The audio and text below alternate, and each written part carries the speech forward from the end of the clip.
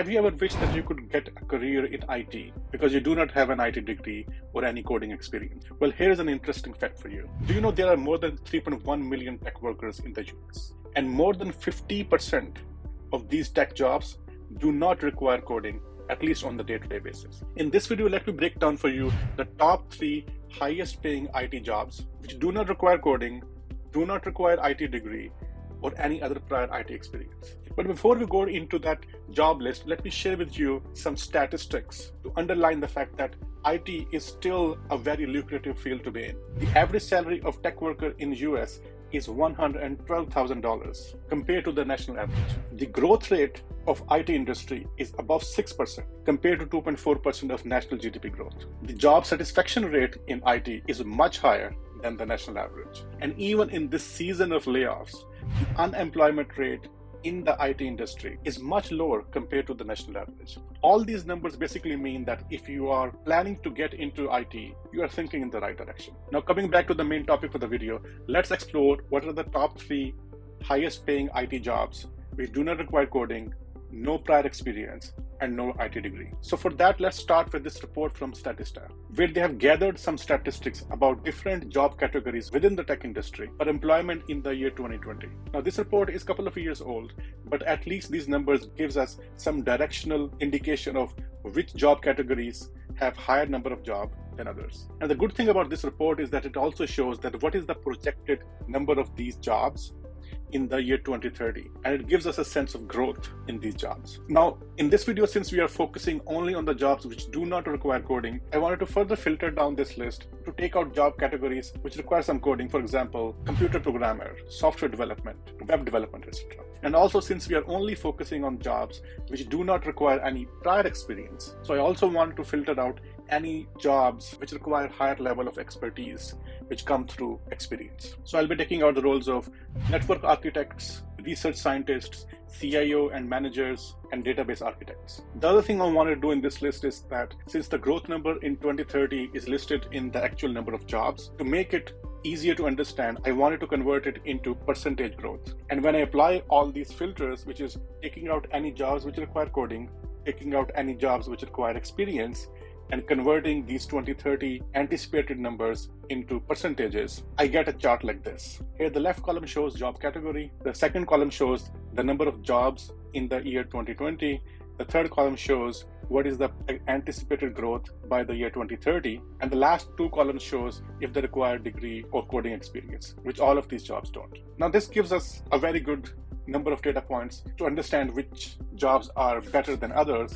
But I think we are missing a very important component, that what is the anticipated salary for each of these job categories. So for that, I've did some research on my own and pulled in the average salaries for each of these job categories, and I've listed them here. Now, to represent this information in a more easier to consume manner, I've converted it into this bubble chart, where the y-axis indicate the average salary for these jobs. The x-axis indicates the number of jobs in the year 2020.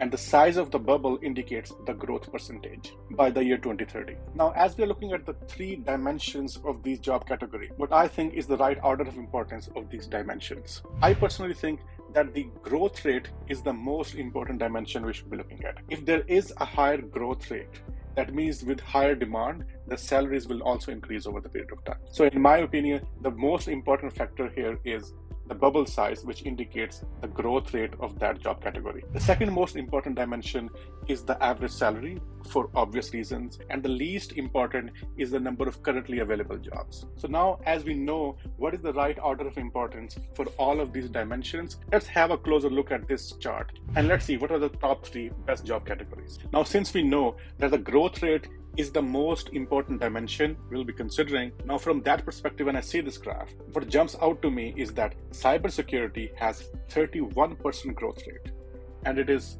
about 3 times higher than the rest of them. And if cybersecurity holds on to this kind of growth, this will become a very valuable field. The rest of the 5 job categories, they have almost equal growth rate, starting from 9 all the way to 12%. Now, looking at the second most important dimension, which is average salary, strangely, again, cybersecurity is the winner, and it is closely followed by IT project management, network admin, and system analyst. So overall, if I were to pick the top 3 categories from this graph, first and foremost, for sure, I'll pick cybersecurity. For the second one, I'll pick IT project management. And the third one would be system analyst. The good thing is that all these three top job categories, they do have some certification paths which you can follow if you want to develop your expertise in it, and also get some credible credentials which can help you, especially if you do not have any prior experience or IT background. To be specific, cybersecurity has this certification of Security Plus, which has an average salary of about $81,000, and this is the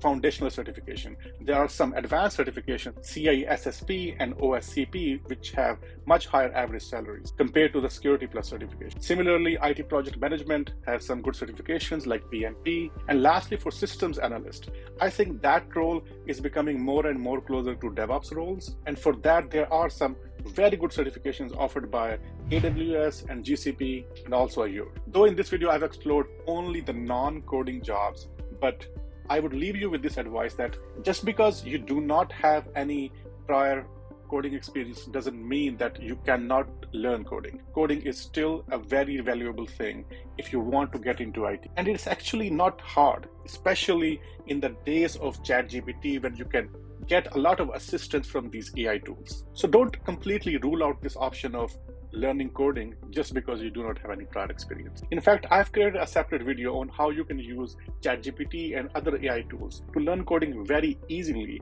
and with very less effort and become a very good programmer in the matter of 2 to 3 months. So if you are a little bit open-minded in terms of also exploring the coding job, please check it out.